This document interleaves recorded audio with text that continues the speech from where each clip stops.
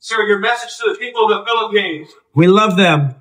Get a trade deal. And we respect their leader greatly. This is their leader. Thank you. And good news mga kabayan, President Trump ipinakita ang respeto sa Pangulo ng Pilipinas. Kinumpirma din ng Pangulo ng Amerika ang gagawing factory ng mga ammunition sa Pilipinas. What's very important, otherwise we wouldn't have approved it. Yeah, it's very important, otherwise we wouldn't. We need... Dinepensahan din ng dalawang Pangulo ang paglalagay ng mga misal ng Amerika sa Pilipinas sa kabila ng pagtutol ng China. Isinuwalat din ni President Trump na tumulong ang Amerika sa pagsupil at pagbura ng mga ISIS sa Mindanao. The Philippines were loaded up with ISIS and a lot of terrorists. And during my administration, we went in and we wiped them out, working with the Philippines. Nagulat naman ang lahat ng inamin ng Pangulo ng Amerika na kumabig ang Pilipinas sa China at muling bumalik ang maayos na relasyon ng magkaalyado nang umupo siya bilang bagong Pangulo ng Estados Unidos. Sa pagtagpo ni Pangulong Marcos Jr. at President Trump sa White House, ramdam ng mga Pilipino ang respeto ng Pangulo ng Amerika. Sir, your message to the people of the Philippines. we love them. Get a trade deal. And we respect their leader greatly. This is their leader. Thank you. And he's very tough on negotiating, but that's okay. It'll work out. President Marcos, can you get a deal done tonight, sir? I think we will. Sa usapin naman ng pagtatayo ng mga ammunition hubs sa Pilipinas, kinumpirma ni President Trump na mahalaga ito kaya't inaprubahan ito ng Kongreso ng Amerika. Layunin ng Amerika na magkaroon ng sapat na mga misal sa mundo. How crucial is the ammunition hub that the U.S. plans to build in Subic and the Luzon corridor, considering that these will be built in areas that hosts strategic ports as well as military air bases? You look at ammunition? Yes, the U.S. House Congressional Committee on Appropriations approved a budget. What's very important, otherwise we wouldn't have approved it. Yeah, it's very important, otherwise we wouldn't. We need ammunition. We're going to end up in a few months, we'll have more ammunition than any country has ever had. We're going to have more missiles than any country has ever had. We're going to have all the speedy missiles. We'll have the speedy ones, the slow ones, the accurate ones, the ones that are slightly less accurate. We have everything. But we will have more ammunition than any country has ever had. It's very important to me. Para naman kay President Marcos, ito ay bahagi ng pagtulong ng Amerika sa Pilipinas sa pagkakaroon ng self-reliance defense posture. Adjunct to the question about the ammunition production.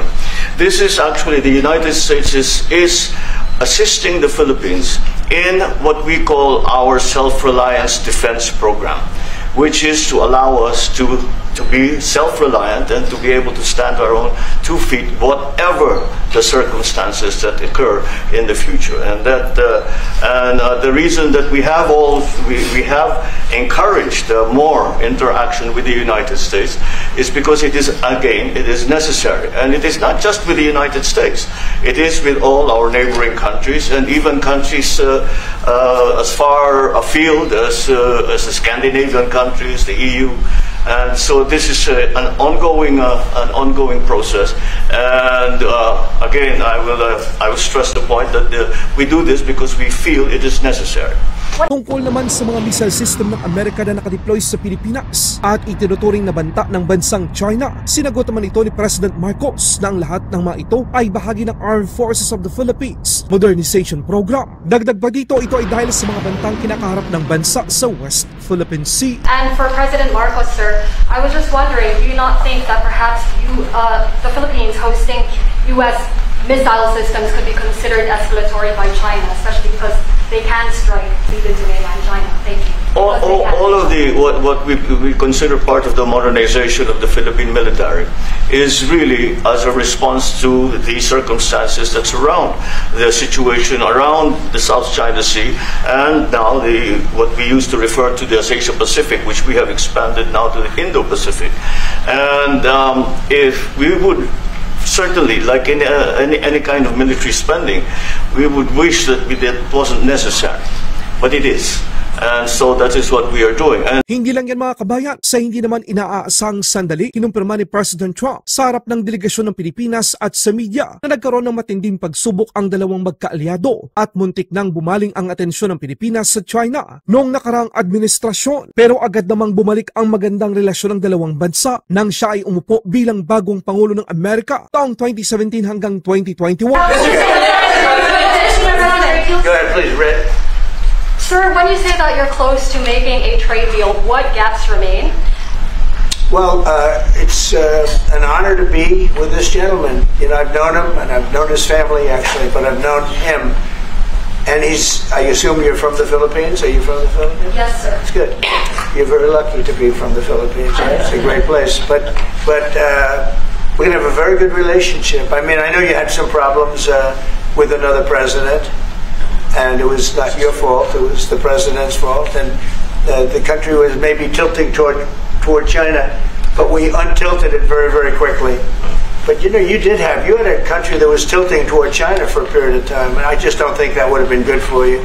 You can deal with China, you should deal with China, but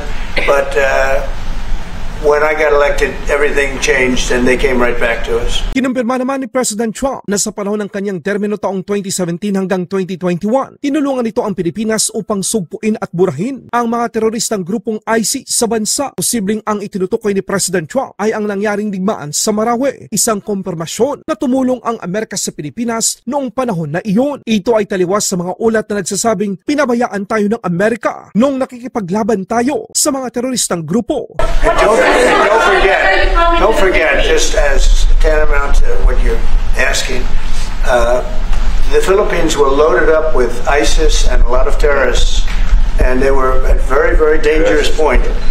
And during my administration, we went in and we wiped them out, working with the Philippines, but we wiped them out.